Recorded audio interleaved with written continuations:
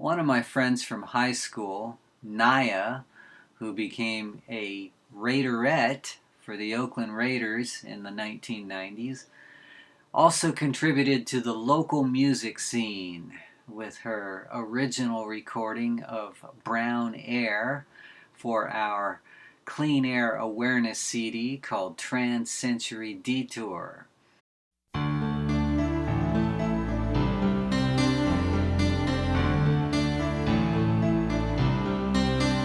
No one thinks about the children, no one cares about the future.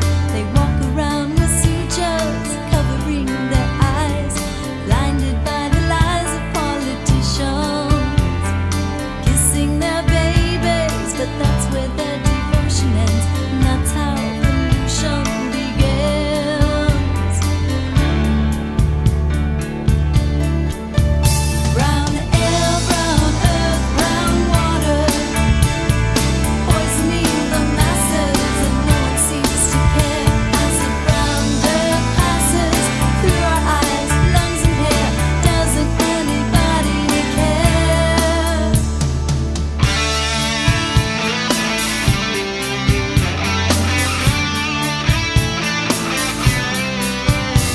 Our fathers here before us, they didn't really plan, building their factories, cars and dams, dumping the trash into our waters, polluting the future of our sons and daughters.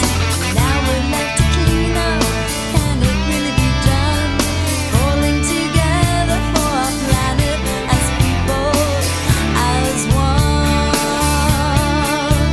Brown air, brown earth, brown water, covering the masses, and no one seems to care as the brown dirt passes through our eyes, lungs and hair. Won't anybody try and care?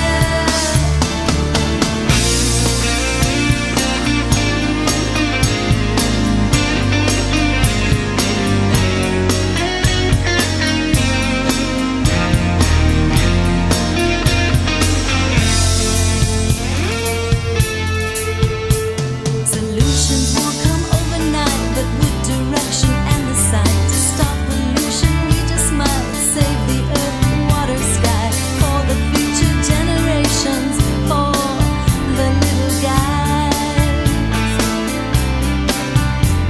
Please think about the children, please care about the future.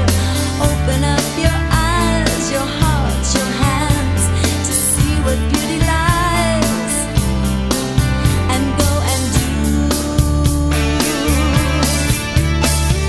Blue sky, green earth, blue water. It's time to take a stand. Too many people self-absorbed. It's time to be concerned with our land. Brown air, brown earth, brown water, poisoning the masses, and no one seems to care as the brown dirt passes through our eyes, lungs and hair. Doesn't anybody care? Brown air, brown earth, brown water, covering the masses, and no one seems to care as the brown dirt passes through our eyes, lungs and hair. Doesn't anybody care? Blue sky, green earth, blue water.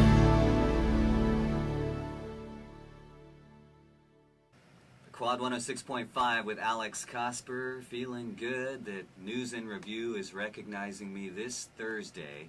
They're doing some article about books various people have read, and I just hope they print the intelligent part of the interview I gave them, because I was sketchy about a lot of stuff. Like one book, I gave the author and title, and I sounded coherent about it. And then this other book, I didn't remember the author or the title, but I kind of gave a summary. And, knowing the way things have gone in the past, they'll probably use that part. Radio is such a fun career. Just sit here, play music all day, and talk to people on the phone. Any questions? What got you into radio? What got me into radio? Well, I was lucky because most people that try to get into radio, go nowhere. But I was willing to basically make it my life. And when you make it your life, sometimes you become more valuable to the station than the jokers they're already paying. And so I actually majored in communications at Sac State, and after that, actually during that time, I got an internship at Quad back in '84, and I just stayed with Quad and worked my way up since. And why did you choose radio as your career? Well, I knew I had to do something in music, because, music is my life. I was actually a DJ in like 4 different roller rinks before I came to Quad, so I had some experience with the public plus with music, and I knew I had to do something in music, and at that point I wasn't good enough to be in a band, so I just figured, why not be on the radio? And about when did you start as program director for Quad 106.5, and how did you attain that position, and what do you think you've done to help the ratings skyrocket as they have over the previous years?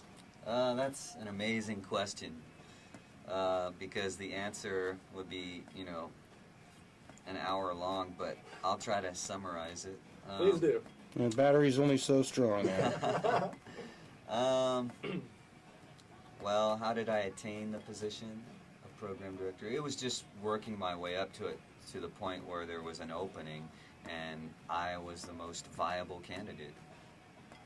They didn't want to hire from outside of the station at that point. I wanted someone who knew the station, the market, and the format, and I think I was the best person at that time to fit that description.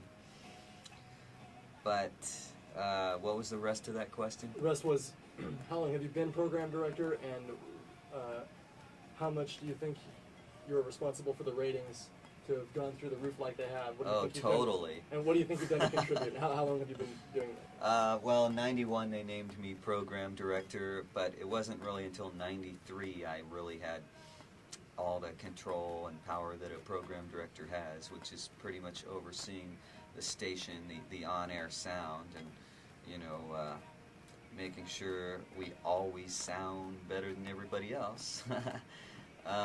The ratings began to skyrocket in '93 and have continued to prevail up through '96. And right now I'm kind of looking for my next song, so bear with me here. I have 30 seconds to do it. It's a race against time, but I am calm, cool, and collective, never panicking. Okay, did I fully answer the question? No, just back to part 3, I suppose, of the question as to where you were telling us how you're responsible for the high ratings. Okay, well, I think it comes to talking with a lot of people on the phone. I do the all request lunch hour at noon, and I have a good feeling for what the audience wants to hear. There's other factors that determine what the music's going to sound like. I study the record sales, the requests that come in, and what other stations around the country do in this format, like KROC in Los Angeles, Live 105 in San Francisco, 91X in San Diego, The End in Seattle, KNRK in Portland. The list just goes on. But really, I mostly look at what's going on the West Coast.